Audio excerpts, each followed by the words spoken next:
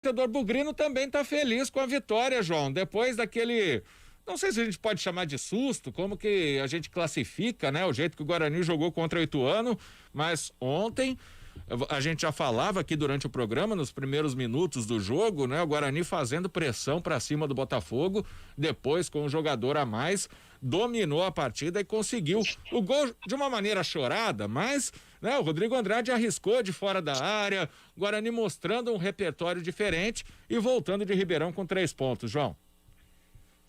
A gente teve chance, né, Guarani? Nós estávamos juntos aí no estúdio ontem, e por sinal você fez aí alguns minutos, né, alguns drops, uns takes de narração, e deu uma repercussão muito grande, né? Depois eu saí de lá, muita gente falou, pô, o Guarizo narrou legal, deu sorte pro Bugre, aquelas coisas, né?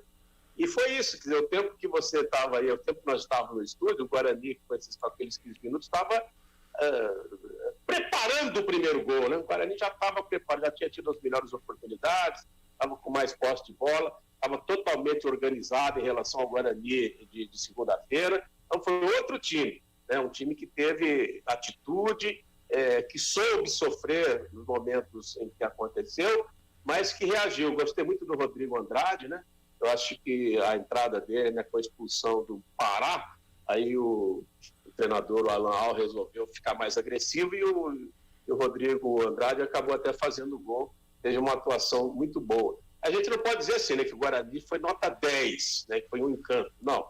Mas o que deve ser ressaltado, Guarani, é o seguinte, que foi um time que entrou no campeonato, né, muito diferente do time de segunda-feira. O time de segunda-feira não cabe nem análise, né, não cabe. Guarani e Ituano vão passar uma borracha, vamos deixar por conta do acaso, como a gente até levantou aí, né, nos nossos comentários.